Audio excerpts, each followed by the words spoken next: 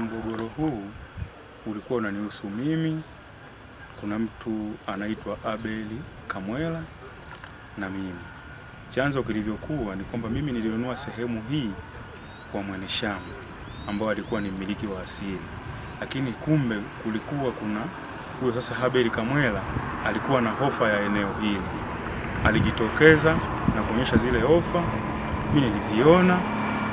Lakini sasa ukija sasa kisheria tayari yeye ndiye alikuwa mmiliki halali kwa sababu alikuwa analipia ili eneo.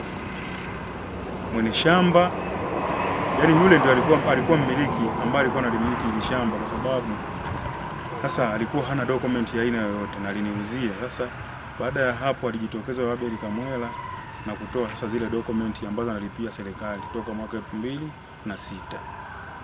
Lakini sasa kwa kuwa baada ya kununua hili eneo mimi nilianzisha ujenzi. Baada ya kuanzisha ujenzi ilikuja ikamuia sasa ngumu muhusika sasa yule alizo na document zote zile. Kuona kwamba sasa bwana umeshajenga. Kwa nini tusije tukakaa tu mezani tukazungumza ili wewe uendelee na ujenzi, mimi niwe nimekosa, nipate kiasi chochote kile ambacho naweza nikanunua uwanja sehemu nyingine. Mgogoro huu umedumu kwa miezi 9 mpaka sasa hivi mwezi huu wa 3. Ni miezi 9 sasa umedumu kwa hali hii ambayo ya changamoto hii. Lakini nashukuru kwamba mgogoro huu umeisha. Namshukuru Mheshimiwa Rais kwa huduma hii ya msaada wa sheria ambayo jambo hili lilikuwa limenichukua muda mrefu na hata likanisababisha kwa afya yangu kuathirika kuwa sio nzuri. Sasa namshukuru kwa sababu kwa msaada huu wa sheria hii kwamba imenisaidia jambo ambalo nilikuwa ninafikiria na nilikuwa nafikiria kwamba nilikuwa limekwenda mpaka huko mahakamani, kitu ambacho nilikuwa sina hata msaada wa kuweza kulifanya.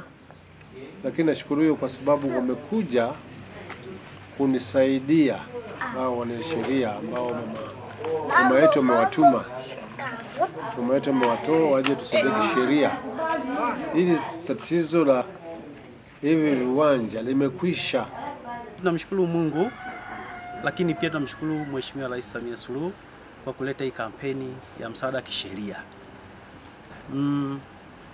Ulipozinduliwa hapa Sumbawanga, kwa kweli mimi sikuwa mdau sana kwa sababu nilikuwa nimeshaathiriwa na jambo hili. Nilikuwa nimekata tamaa.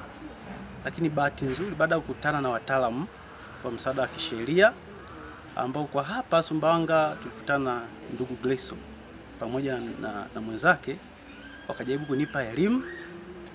Baada ya kunipa elimu basi tukaanza mchakato wa namna gani tuweze kutatua mgogoro kwa njia ya amani. Kumbuka hapo katika hizo level zote nilizokuambia au ngazi zote tulienda mpaka baraza la ardhi. Lakini bado ufumbuzi kwa changamoto, wakatuambia turudi baraza la kata. Sasa tukaona kuliko kurudi baraza la kata, alafu tena turudi baraza la ardhi, alafu tuende mahakama kuu, tukakutana na msaada wa kisheria ambao ameanzisha Mheshimiwa Samia Suluhu Hassan. Msaada huu umekuwa ni mkombozi hasa kwa watu ambao hawana fedha za kuweza kuhudumia kutafuta wakili. Kutafuta wakili ni gharama kubwa sana. Mimi nilijaribu kutafuta wakili nikamwambia milioni 1.5 milioni. Sasa milioni 1.5, kumbuka mnapigania eneo. Utoe milioni 1.5 bado familia kama unaofahamu. Kwa hiyo mgogoro umeleta athari kubwa. Kwa mfano kama kwa mzee, toka tumeingia kwenye mgogoro huu amekuwa na hali mbaya ya kiafya. Pressure za kila mara. Kwa hiyo ilifika mahali ikabidi tusitishe kesi, tuanze kutibu tatizo la mzee la pressure. Amelazwa Kristo Mfalme, amelazwa pale hospitali kubwa kwa sababu ya mgogoro huu. Naamini mimi nitakuwa miongoni niliofaidika na kampeni hii na natoa pongezi sana.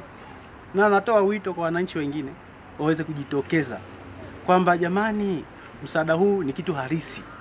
Sio jambo la nadharia.